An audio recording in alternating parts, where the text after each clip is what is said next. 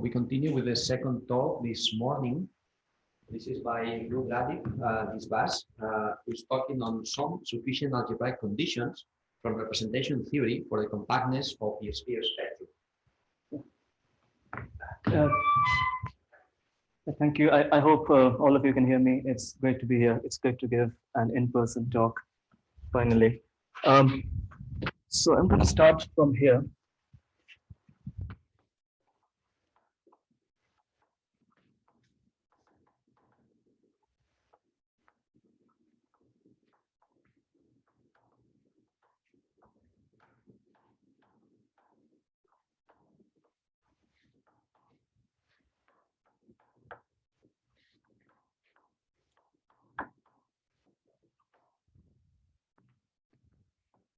I hope you can see, I hope the size of the font is fine. If it is not fine for people who are seeing me virtually, please, I don't know, write in the chat. So my talk today will be very much a representation theory talk. I will talk about certain conditions and I will show how using results that already exist in the literature, we can predict whether or not the sphere spectrum should be compact, basically. So I want to start with the notion of what we call the classifying space for proper G actions. So what is the definition here? So I'm going to take G to be a discrete group for the most part. So when I say G be a group, I mean a discrete group. So there exists a GCW complex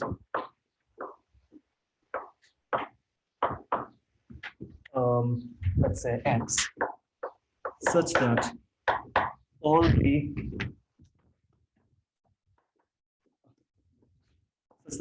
point stabilizers are 0 and all the isotropy subgroups are 0. What am I saying? Are finite. Finite subgroups are 0, not 0. Sorry. And if you look at the fixed point subcomplex, this thing is contractible if H is finite. It should also be empty if H is infinite, but I'm not going to write that. So the thing is, such a complex for any given discrete group always exists, and it is unique up to G homotopy actually. But I mean, we don't really need those things, and well, I'll just say why why the word proper is here is basically if you take any other, okay, such a complex is denoted by this symbol E underbar G. And the thing is, I'll just say this. I don't want to write this because I won't be using this later. So if you take any other proper GCW complex, let's say Y, and you have your E underbar G, then you get well, G homotopy. How should I say it? Yeah, like a unique G homotopy class of maps from like. Can I just complain that we don't see some part on the right of the board? Like yeah, that part. Yeah, can you just stop writing on the right hand side slightly earlier? I mean the something like that would be better. Everything. Okay. Yeah, now that's good. That's a good margin. Thank you. Yeah.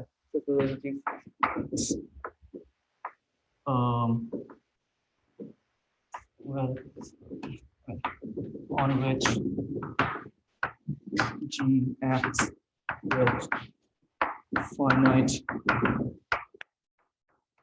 point stabilizers and for any finite subgroup H of G, fixed point subcomplex is contractible.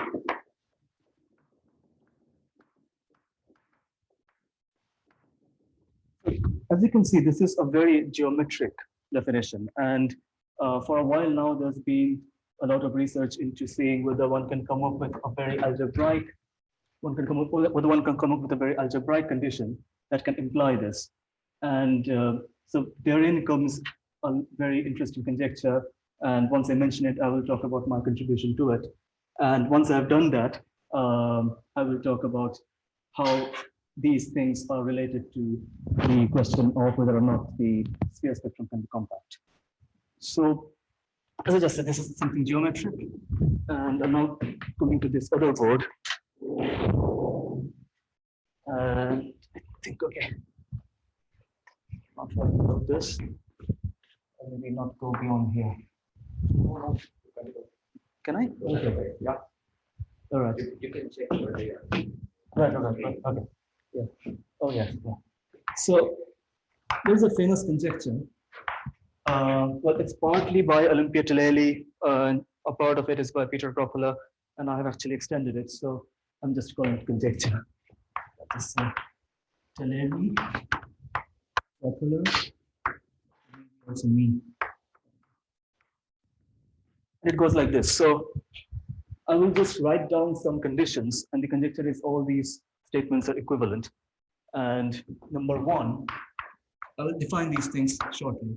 Number one, G is of type phi over, let's say, A. So let A, so fix A to be a commutative ring of finite global dimension.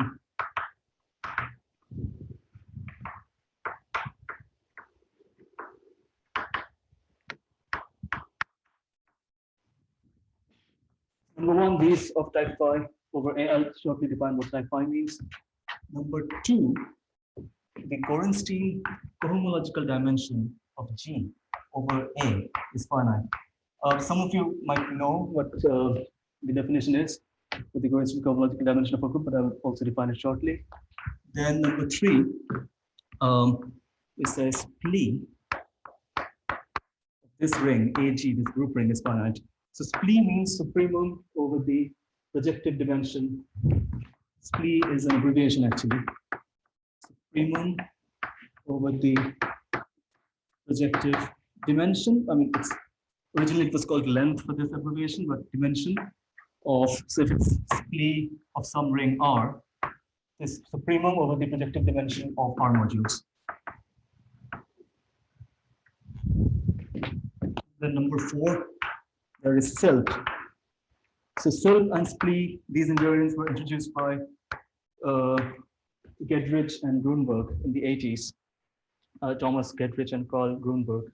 So SILP is also an abbreviation, and it is an abbreviation of the supremum over the injective dimension of R modules.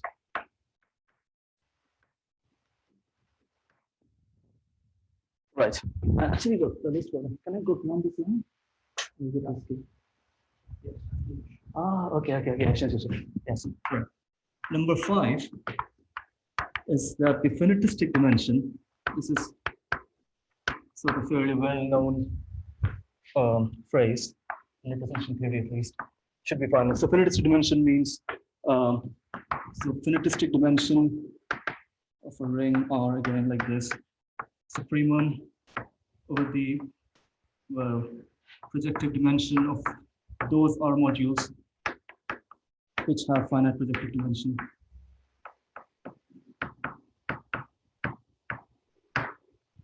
The list will actually goes on. Maybe I'll just add one more, and then the final one. Well, final two. Okay. So number six is that the projective dimension of a very peculiar module, a very particular module, should be finite.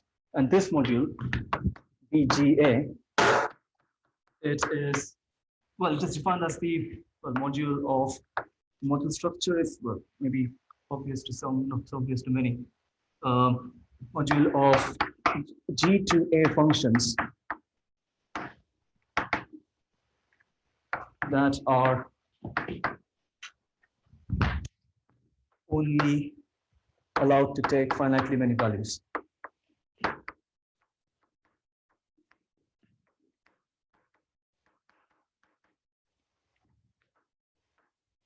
Finitely many values in A, I mean.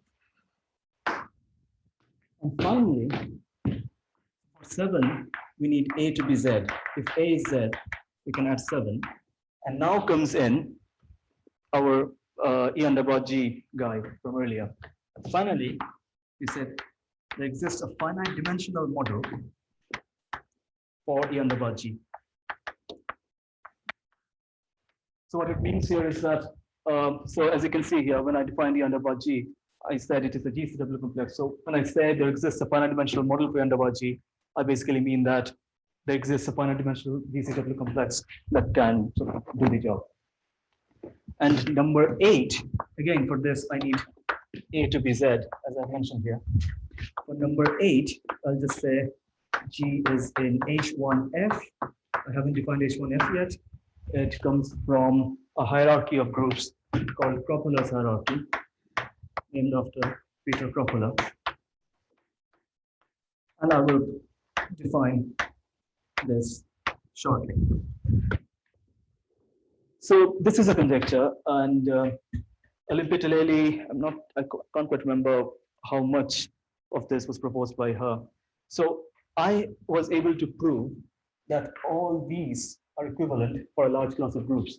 And I can't really tell you right now what that class of groups was, because I need some notation of Kroppola's hierarchy for that. But anyway, I will come back to defining those notations. But before I do that, I want to mention the most important sphere spectrum result that sort of motivates this talk. And this result is due to D, H, L, P, S. I get that. Dieter Degrish, Marcus Osborne, Wolfgang Luke, Irakli Bashkoria, who I believe is in the audience, and Stefan Schroeder. It's going to appear in the memoir of the AMS. So it says it's a deep result, and well, actually, I will state the result. So it says if G is an Lie group, and if you have so if for E underbar G, well, here's the thing, I defined it only for discrete, but anyway, there is a, we can define it, you can define E underbar G for Lie groups as well. It's not so important right now because I will focus strictly on infinite discrete groups straight away. But anyway, so if E underbar G has a model, I mean, with a finite CW complex, like earlier I was saying finite dimensional, so now I just need a finite model for E underbar G, which is stronger and strictly so. Then, okay, and if you take a G spectrum, an orthogonal G spectrum X, which has the property that whenever you restrict it down to any compact subgroup, it is small, and again, some notations I will define shortly. So whole SPH means the associated homotopy category of the category of proper H spectra. I hope I said that right. So basically,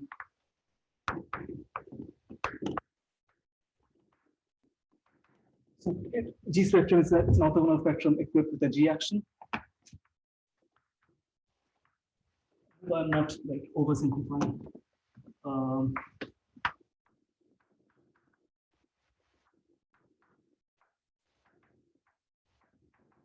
And then SPG, like you can put a stable model category structure on it. So I'll just tell this here.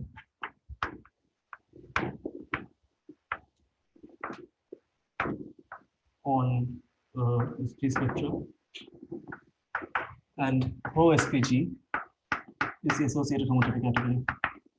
So I'll just keep saying HOSPG or HOSPH, depending on the notation for the group, of course. So if this happens, their result is that then, so small well means compact, then X is small in HOSPG, which is very, very interesting, because if you're looking at infinite discrete groups, and if you take the sphere spectrum, then this property of the restriction being small in HOSPH for all finite H, again, G is infinite discrete, is satisfied when X is a sphere spectrum. So what you get from here is, if G is an infinite discrete group, which has a finite model for n bar G, then the sphere spectrum is compact in HOSPG.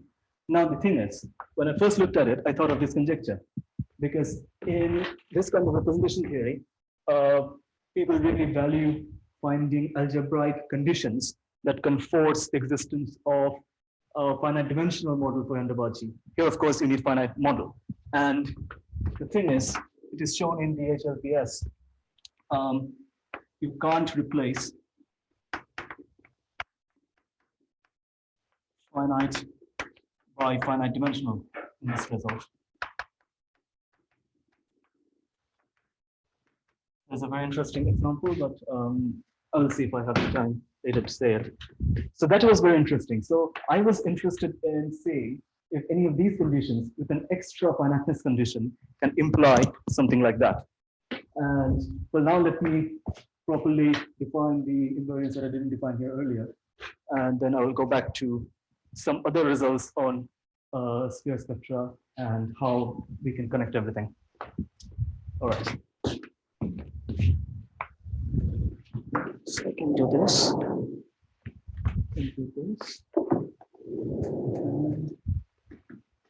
Right, I can. Okay, now.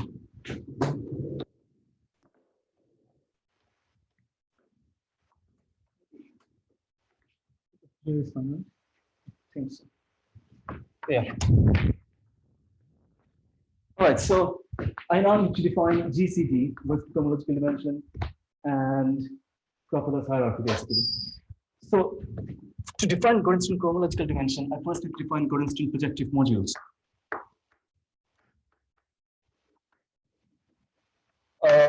So the best way to say this, like the shortest way to say this, is that for any ring R, Gorenstein projective R modules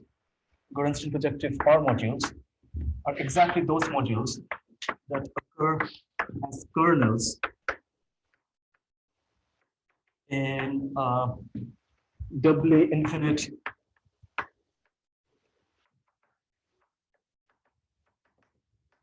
totally acyclic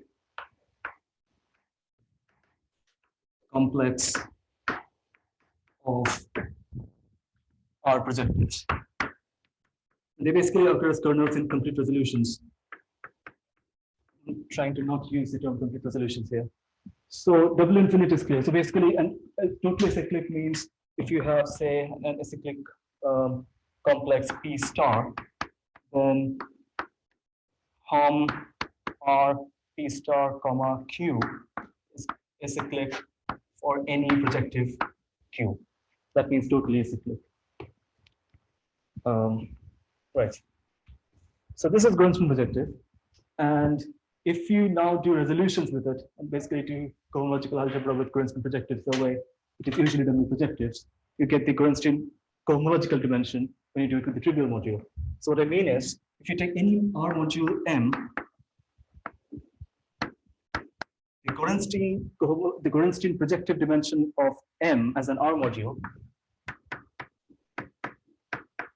is defined to be the smallest, let's say, smallest n, such that there is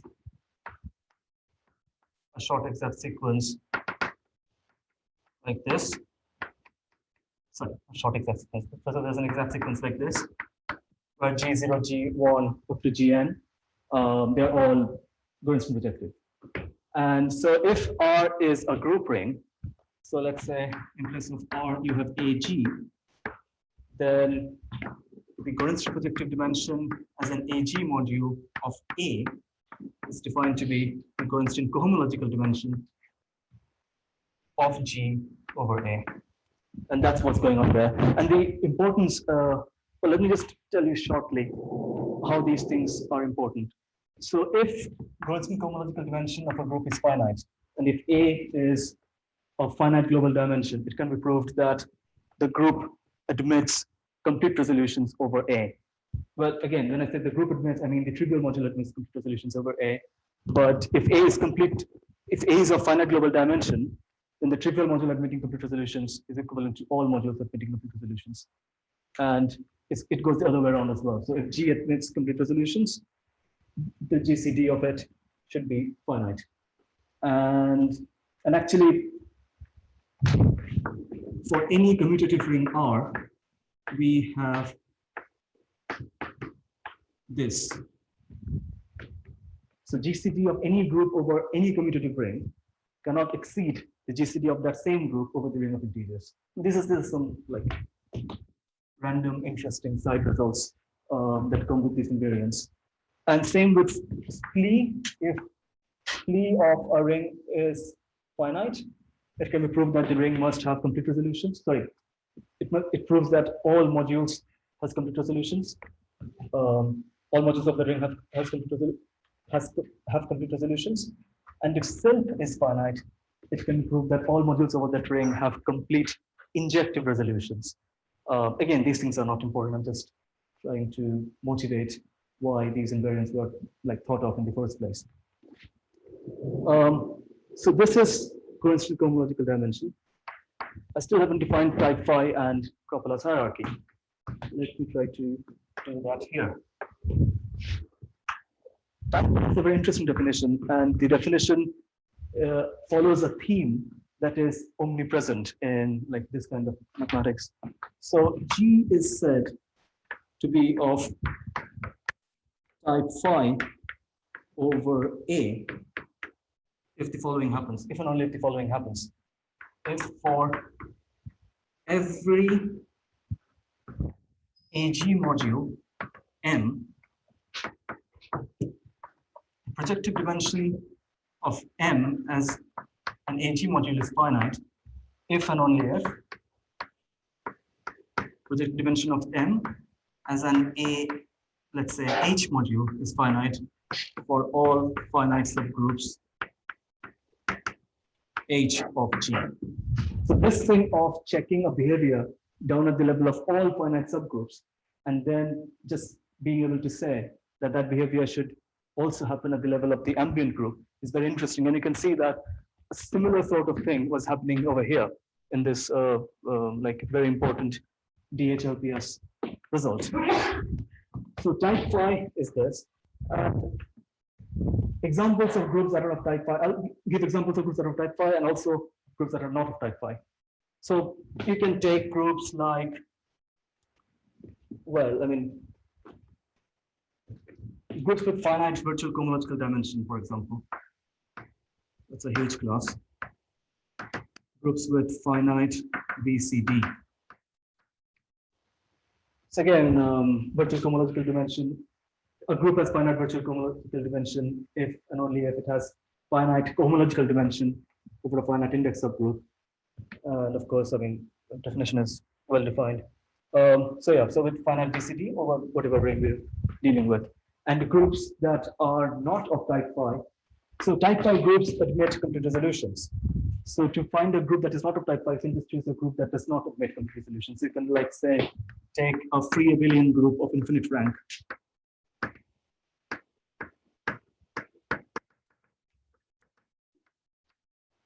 Not type phi.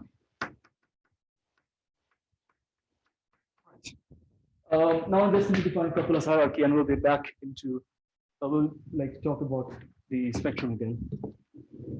Let me see if I can.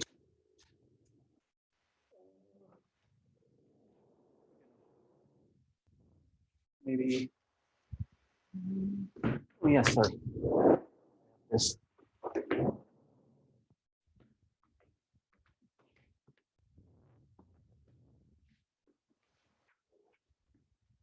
Right, so Couples hierarchy, the definition goes like this. You start with a class of groups, say X. So X is a class of groups. And we say, so H0X is defined to be X. H1X is defined in the following way. G is in H1X if and only if there exists a finite dimensional contractible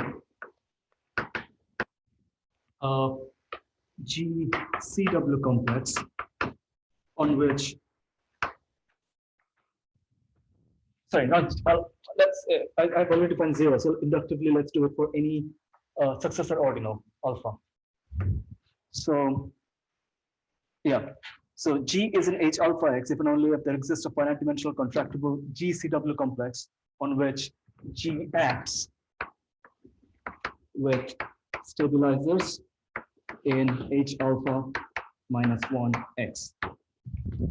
And if alpha is a limit ordinal, we do the classic logician's trick. And, well, maybe say trick. We define H alpha X in the following way. Union over all H beta X. So beta is strictly smaller than alpha. And we say G is in LHX, i.e. locally in HX.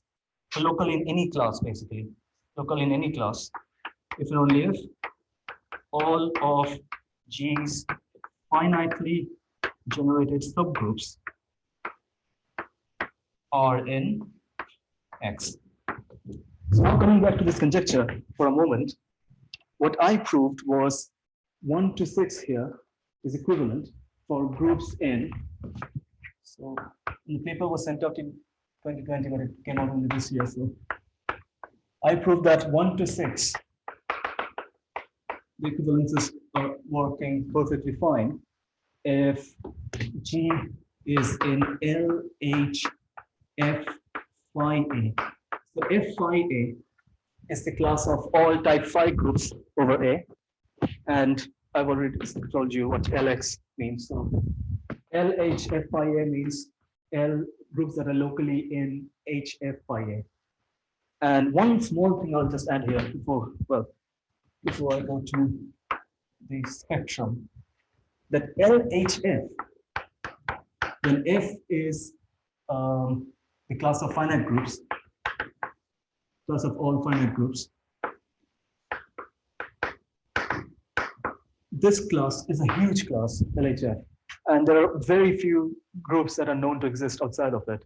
And the most notable one is the Richard Thompson group. I think it's denoted F. Is it V? I think it's F. So yeah, there is a famous group called Thompson's group, F,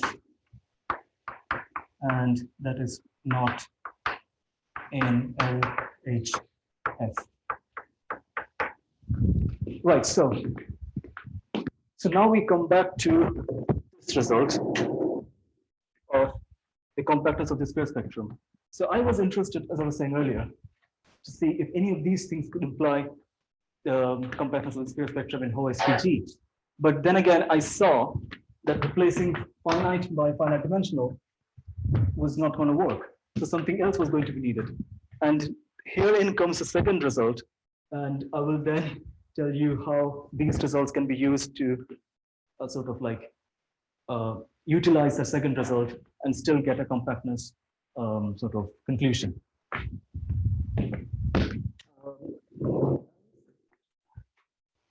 I do want to define FP infinity type, but I will define it in a moment.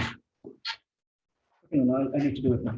So one thing to note here is that a group that admits a finite dimensional model for n bar G, the n bar G, is in H1F. That can be shown quite easily. The other way around is actually quite difficult. And in 1998, Guido Mislin and Peter Coppola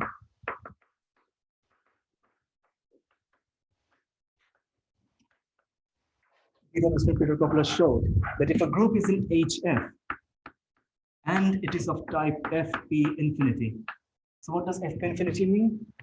So a module M is of type Fp infinity if and only if it has a projective resolution with finitely generated projectives. And when I say a group is of type F infinity, I mean the trivial module, provided the ring is clear. Like in this case, it's Z. In the trivial module Z as a ZG module will have to be of type F infinity for a group to be of type F infinity. So Koppler and Lisman showed that if group is in HF, F again means the class of all finite groups, and HF is this definition. So they showed that if a group is in HF and it is of type of infinity, then there exists a finite dimensional model for E underbar G. And then Wolfgang Loeb proved a slightly stronger result, and actually I used Wolfgang Loeb's result to prove, well, I mean, it's not much, well, yeah, I should maybe say it. So I was able to show that if a group is in LHF, okay, no, it's like from here. So we need type phi over Z to imply finite dimensional model for underbar G. So what I was able to do was that 1 implies 7. Does 1 imply 7 is the question. I was able to show that 1 does imply 7 if it is known that the group is already in LHF and there is a bound on the length of finite subgroups. And this basically I was at best be a clever corollary of Wolfgang Loeb's result. Wolfgang Loeb's result. I shouldn't really call it my own. So bound on the length of finite subgroups. So the length of a finite subgroup. Yeah, well, I don't need to define it. Yeah, I'm not going to do it now. So anyway, so there has been some progress made in trying to see whether or not one can go from H1F to having a finite dimensional model for underbar G, or from some of these conditions to having a finite dimensional model for underbar G. Now, the result that's very important for us now, the second spectrum result basically is the following, and it's due to Noé Martinez, Dieter de Griesch, and Irakli Koskoria. I can't remember the year, maybe it's 2005. So Barcenas, de Griesch, I believe it's 2005, it might be 2007. That's 2007. So no.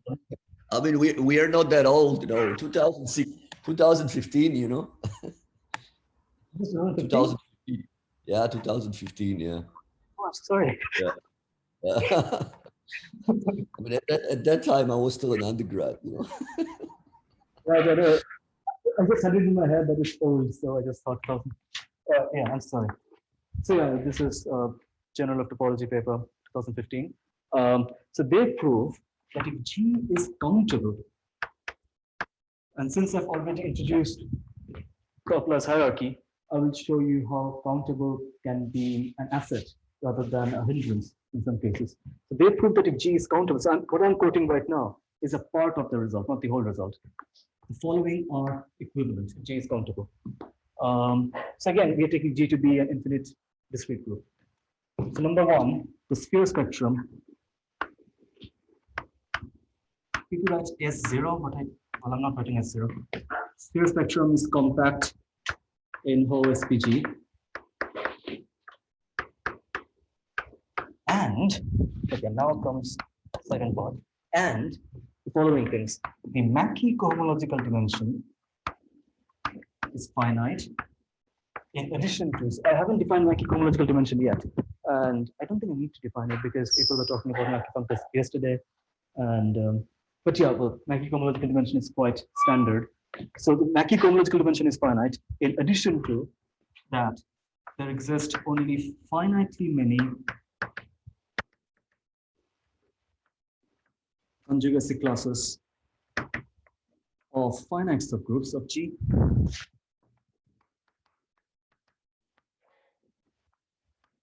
And while group with respect to any finite subgroup. So it's defined like this. I'm just writing it out, so don't have to even listen to the phrase while group. So the normalizer. So for any for finite subgroup H, NGH is the normalizer in G of H, quotiented by H, is of type F infinity. So now the interesting part begins, because we have lots of countable groups in Coupler's hierarchy. For example, again, I'll stick with abelian groups. Here's a nice, when I first introduced Coupler's hierarchy here, I didn't speak about this before, but the thing is, whenever you introduce a hierarchy, one of the first important questions that you need to answer maybe, is that whether this hierarchy is non-trivial. Like if you start from the base, so H0x and H1x, H1 is strictly because of H0x, it's H2x depending on the x. So the answer is if, right here, yeah. So if x is the class of all finite groups, then for any two countable ordinals that are not equal, we have this. For any two countable ordinals, alpha, beta, that are distinct from each other. And actually, I was able to show in the same paper as the 21 one, I was able to show that this follows also when you have F phi A in place of F. But this result of mine is not really important here. Maybe it is. No, it's not really important. F phi A means, again, the class of all type phi groups over A. So now the thing is, to get some neat examples of groups that are in one stratum of the hierarchy and not in the one immediately below it, we can look at free abelian groups. So the free abelian group of rank finite. So let's say AK means free abelian group of rank K. So let's say K is a finite integer. I'm going to write like this. Am I doing it right? Just a minute. Yeah. So LF0, K is strictly smaller than LF0, bigger than or equal to 1. So this thing is in H1F, not in H0F. And similarly, if we go from LF0, but strictly smaller than Aleph omega 0, I believe omega 0 is the first uncountable ordinal, or first infinite ordinal, maybe I should say. So basically, I mean, here, if you just take free abelian group of rank Aleph0, this guy is in H2F, but not in H1. So for this guy, for this guy, actually, the space vector is not compact, and also this VDP result is not applicable. But I should really get to the, I should really move to something else now. So the thing is, here, this invariant that you're seeing here, CDM, the Mackey cohomological dimension, that is actually connected to these other invariants that I was talking about earlier. How I will, in short, say there is a second invariant called the F cohomological dimension, which was introduced by Brita Nisinskis. I'm going to replace this. So the way it is defined is you start with a G set delta, and you say that. So let's say again, F is the class of all finite groups. And you start with a G set delta, and you say delta H is fixed, what's the word? Fixed subset, let's say. Like fixed by H basically is non-empty if and only if H is in phi. H is in F, if and only if H is finite. And then you look at resolutions by modules that are direct sums of modules of this form. So M is any, so let's say I'm working with Z here. We can work with anything, let's say A. So M is any AG module. And I'm looking at modules that are direct summands of modules of this form.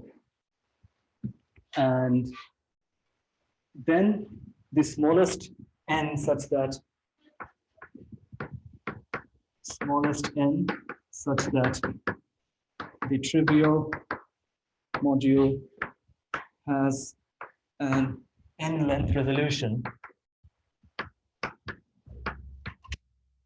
by modules of this form, modules of form M tensor starting with A for M in AG mod. This quantity, the smallest n, is denoted FCD AG. So this was Bertrand synthesis definition. And the thing is, if FCD is very funny. FCD is very much like this GCD guy here. I'll tell you why. Well, I'll just have to quote some results, unfortunately. So if FCD is finite, it was proved by one of Bertrand Simkis's PhD students, Simon St. John Green, that if FCD is finite. He proved it was Z, but I have checked that works equally well over any continuous ring of finite global dimension. If this is finite, then FCDAG is exactly equal to GCDAG. Okay, so this is interesting because FCD is connected to, although not in a very helpful way, FCD is smaller than or equal to the Mackey cohomological dimension that we talked about earlier. And actually that is smaller than or equal to the Bertrand cohomological dimension, which is also quite well known. Now the thing is, in my case, okay, I forgot to mention one of the other results that is important here. I'll mention it here. So one of my other results basically helps me to prove that 1 to 6 here is equivalent for groups belonging to that class, LHFIA. That result says that if G is in LHFIA, then the projective dimension of this module BGA that I was talking about is exactly equal to the GCD, number one. And number two,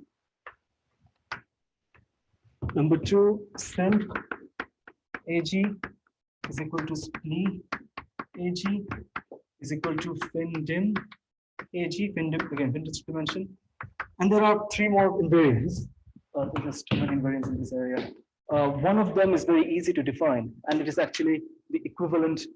I mean, that invariant being finite is equivalent to saying the group is of type phi. So, okay, what should I write to finish? Maybe I write it here. So this invariant is called K.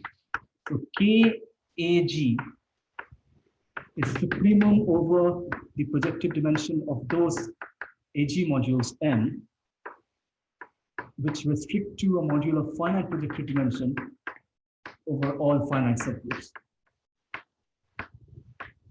And it's easy to show that if this thing is finite, then G has to be of type phi. One way follows direct from the definition, and for the other way there is a very standard trick. So there is these 3, then there is KAG, and then there is, so I have defined self and splee. So you might remember self and splee were these guys, supremum over the injective dimension of R modules, supremum over the projective dimension of R modules. Oh, I'm so sorry. I'm so sorry. This should be supremum over the projective dimension of injective modules, PLI. I'm so sorry. Injective R modules. And here should be supremum over the injective dimension of projective R modules. So SILP, yeah. So the thing is, if you put flat in place of projective, you get self in place of self and splee in place of splee. Anyway, so I proved that all of these things are bounded by, so the global dimension of A is T. And all of these things are bounded by, let's say this quantity is theta, bounded by theta and theta plus T. And recently, continuing this work, I have been able to show, it's not, well, let's say it's work in continuation, work in progress, whatever, that FCD can be added here. But remember, I need my group to be in this big class. So this is a work in progress, let's say. FCD can be added here. But that is interesting because if you now come to BDP here, so if I take, okay, one of the result I forgot to write. So this is a mixture of an old result and a new one.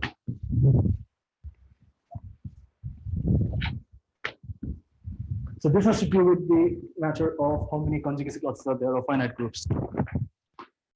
So this was proved jointly by Hans Werner Hem and David Benson in the 90s, that if G is in LHF, actually Hans Werner did it for, not for LHF, but whatever, but the proof works, it's the same. So G is in LHF and it is of type F infinity. Right? F infinity means a trivial module that emits a projective resolution. It doesn't need to be a finite length, but a projective resolution with finitely generated projectives. So G is LHF and type F infinity. Then they proved that there exist finitely many, only finitely many conjugacy classes of elementary abelian subgroups. And that actually connects to a very interesting question of Pullen that I will end my talk with in a few minutes. So there exist finitely many conjugacy classes of elementary abelian subgroups. This result can be extended to, and I'm fairly confident in claiming this now, but I would still say, okay, work in progress, can be extended to saying, so what I want to do is I want to replace LHF by LHF phi, which is again, maybe not that much of a fancy generalization, because if this conjecture is true, then F phi Z should be equal to H1F. And if F phi Z is equal to H1F, LHF phi Z will be LHF, basically. But still, like, it's good to check whether results that are true for LHF can be somewhat easily or not so easily proved for LHF phi Z or phi A. Yeah, because I mean, one would expect this to be true. So this can be extended to LHF phi Z plus F infinity, implying that there are only finitely many conjugacy classes of finite subgroups. And this thing has to do with the definition of type phi in a way, but yeah, it's not really that fancy, but it's helpful. As I said, it's best for me to say this is work in progress right now. This bit, but not the other ones. So now, if we come back here again, in LHF, what happens is if you have F infinity, you get a bounded torsion disk. You get a bound on the orders of finite subgroups. And that is a very, I wish I could show the proof, but anyway, whatever. So here, if you take LHF group, countable, as I said, countable is not really a hindrance for us because we have actually lots of examples of groups in LHF that are countable. Type F infinity, and we get finitely conjugacy classes of that. So all of these things are taken care of. And for the final bit, like for this, there is this other bit. There's this other result that I was fortunately able to generalize, and this one is published. Let's say I go here. So LHF plus type phi. Sorry, what am I saying? Yeah, so what I was able to show was LHF phi A plus F infinity. This implies that the group is just type phi of over A. And this is very interesting because F infinity is, of course, an algebraic condition, but it looks a bit difficult to handle sometimes, unless you love working with resolutions, unless you love computing with resolutions or something. But type phi is very sort of easy to conceptualize, and it's sort of easy to see what's going on. So LHF phi A plus F infinity is type phi. And remember, F phi type phi literally means that this guy should be finite. I should add, so I have added 6, let's add 6 dash. Type phi means this guy should be finite. And if this guy is finite, going back to here, we all but have that FCG AG is finite because all of these things will be finite. Because this guy is here, theta will be finite. As I said, like this, what I called work in progress. FCDA can be added here. Like that is where FCDA belongs basically, with GCD and PD, PGA. And by the way, like for all the groups that we can check, that is true. For lamplighter groups and things like that. So yeah, so we get FCD finite, but still there is a small problem that is here. Because FCD finite doesn't imply that the macrochronological dimension should be finite. But again, in most cases that we know that is true. Because also, Beta-Nussbaum-Keys conjectured that FCDA should, FCDZ being finite, as in the F cohomological dimension over Z being finite, should imply this. Building a finite dimensional model for the underbar G. So up to here is sort of okay, I will say, because like the best guess seems to be that LHF plus type spin. So the best guess, like as I said, is, this bit is where one does get stuck. So the best guess would be LHF by A plus F infinity. And if you just throw in countable, all this should just imply compactness of the sphere spectrum through BDP, through BDP 15. S0 is notation for sphere spectrum compact. But still, we are not done because I want to end with a very neat conjecture. And unfortunately, I won't be able to give much conceptual justification for it, but I'll just tell you what. So many of you in the audience will be aware of the famous result of Cullen, the F isomorphism result. And what it says is following. Let me go here. Okay, sorry, before I talk about Cullen, I realize I'm doing this a lot. Before I talk about Cullen, I'll just say this final thing. In LHF, as I said, F infinity implies bounded torsion. The only groups that are known to be of unbounded torsion, but still in HF or basically H1F and satisfying this, like there being a finite dimensional model for the flux plane space of proper action, C under G. It's only those groups have only occurred in a paper by Beta-Nussbaum-Keys and Giovanni Gandini, but I couldn't really figure out what the exact examples are. I can see the conceptual proof, but yeah, well, whatever. So, well, I'm like, the examples can be seen, but I mean, I couldn't really see the like theme behind the class of new examples. Anyway, so I'll just talk about the Cullen stuff, and I'll tell you what's going on there.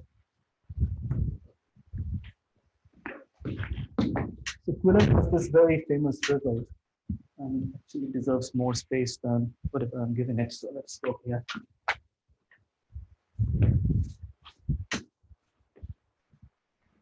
So Cullen has this very famous result that if G is a finite group, I'm not going to write finite group, I'll just write G, you'll see why. And the P is a prime. When you look at this map,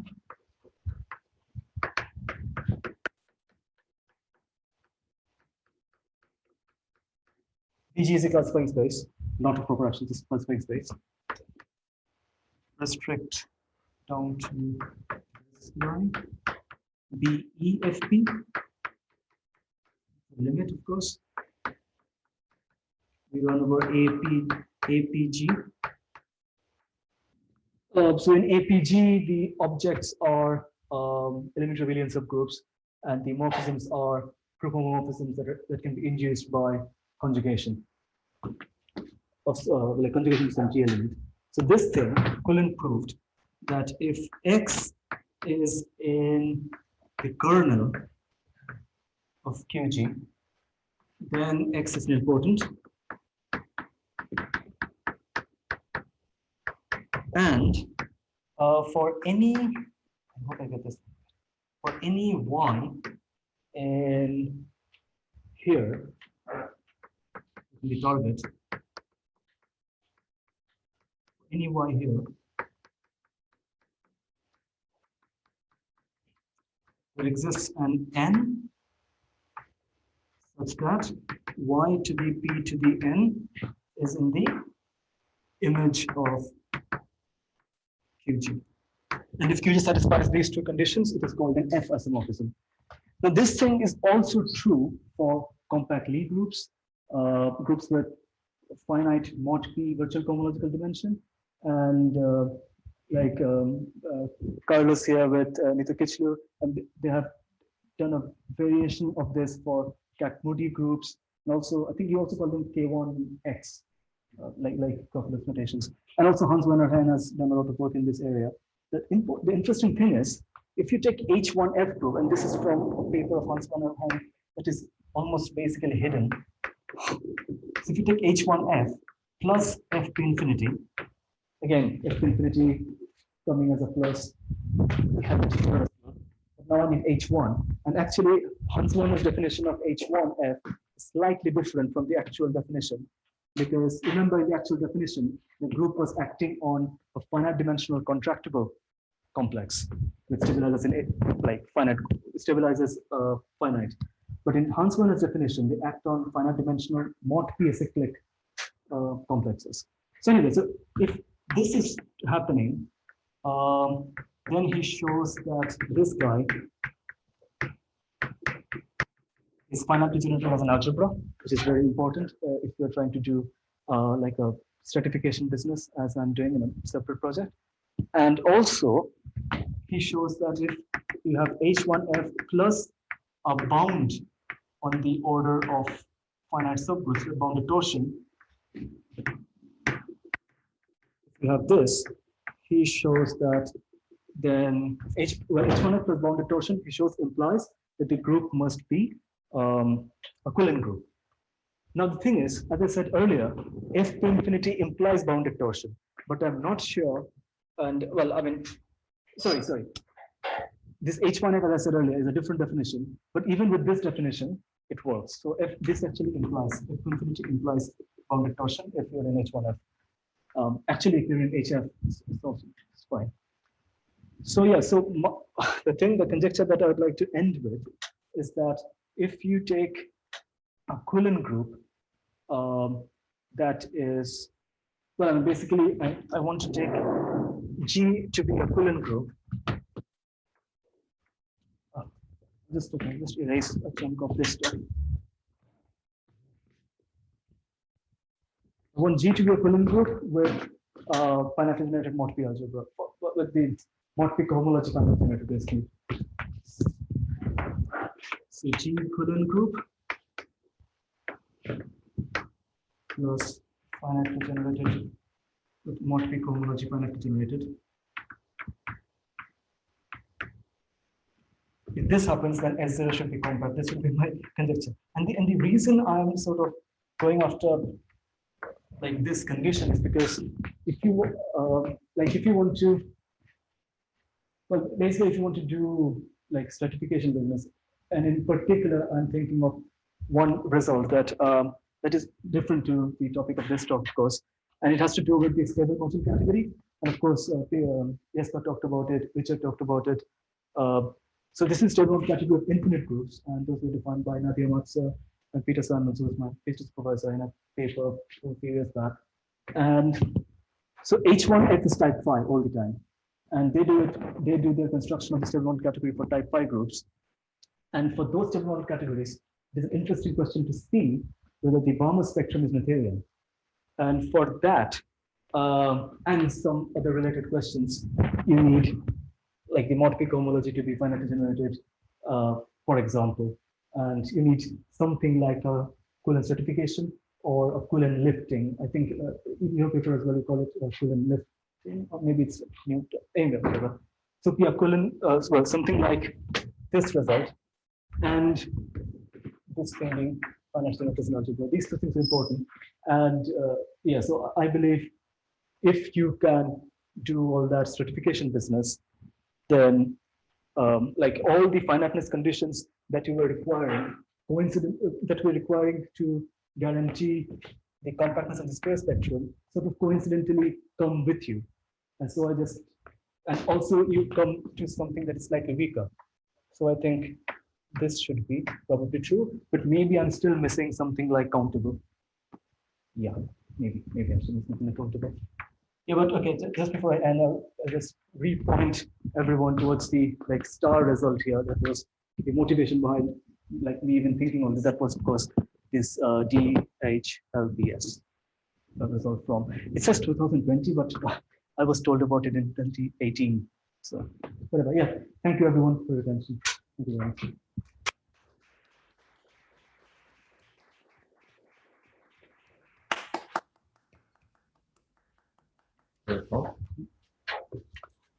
Are there questions, comments?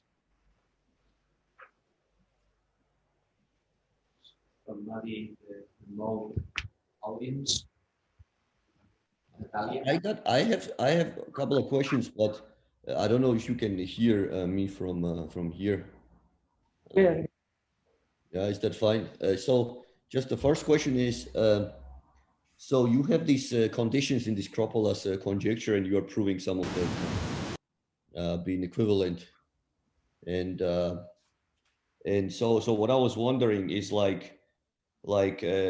then you're saying that under these conditions and plus some extra conditions, then it follows that the sphere spectrum is compact. So this theorem you mentioned with the Mackey cohomological dimension, there are these several conditions. Like there is this Mackey cohomological dimension finite, this finite number of conjugacy classes of finite subgroups, and this Weil group property. So which ones are more difficult to show? Like when these Kropolas conditions are satisfied, which one is the most difficult one out of these three to check in order to get the compactness of sphere spectrum? Like, or in this conjecture, what you have for Quillen? I think the most difficult to check would be most difficult to show. Let's go with show. The most difficult to show would be the Mackey cohomological dimension condition. It's finite, yeah. Okay. I mean, it seems a bit counterintuitive maybe, because one could think it's an invariant, one can just check it. But yeah, I would think because conjugacy classes can be sort of counted in some ways, I would say. And if a Weil group is not of type F to infinity, there are like other tests that you can do sort of to check. Right. So, but I think that's still an open conjecture, isn't it? That if there is a group with finite, like there's something about these conjectures about if there exist groups with infinite Mackey dimension and some other things are finite or something like this, or vice versa, Mackey dimension finite and the Breton dimension infinite or something like that. So FCD, the Breton dimension, is smaller than Mackey dimension, which is smaller than equal to the Breton dimension. So it is open as to whether the whether FCD could be finite and the other stuff could be infinite, and similarly whether still open these kind of conjectures, right? Yeah. And I must mention that Irakli's recent paper on the equivariant dimension, not recent, maybe 2 years back, the equivariant dimensions, it mimics the behavior of some of this Mackey invariant Mackey invariance, which is interesting. And what about this Kropolas hierarchy? Can you do it over sphere spectrum or something? Like you have this A here fixed. Could you do some sort of instead of A, take a sphere spectrum? Can you run some sort of a thing now with instead of cohomological dimensions of these group rings, maybe some other Mackey type dimensions as well? No, I haven't thought about it. Okay. Maybe we can like have a discussion. I don't know how useful that is. But... Yeah, but I'd love to like talk to you about something. Yeah. Yes, place of A, like the A that I had as the commutative ring. Yeah. Okay. Maybe a warm-up question. How much does this depend on A? You know, so now you have this very general setup. What happens in like simple cases if we take FP or you take all of the propeller business with F to infinity, E under bar G finite model, all of these, you need A to be Z for all of those things. The only place where you can play around with A is when you talk about like the results that with my results basically, because those are just cohomology stuff you can just compute, and yeah. So like things like when I'm saying HF plus F to infinity implies finite dimensional model P under bar G, I mean F to infinity over Z. That is, I mean, we need Z there. Yeah. But you could still ask some of these other questions for other rings, and how does this depend on the ring A? Okay. Yeah, I know it fails for some rings. But yeah, I think your question is like can we come up with a necessary and sufficient condition on the ring so that that ring will okay, I haven't thought about that. Just some get a feeling of what was the dependence on A, before moving to the. I agree with Akla's question that you should also do it over a ring spectrum, right? But before you try that, you might want to play around with a couple of discrete rings first. Yes, I can't hear you. Can you say that? I was just saying that Irakli's question was do this over like a ring spectrum, right? But sort of a first step could be. Sort of, I agree. I'm ahead of myself here. Let's do it OFP first. Yeah.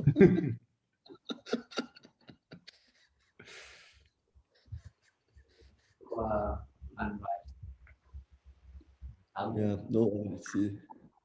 Yeah. Natalia is there. Okay.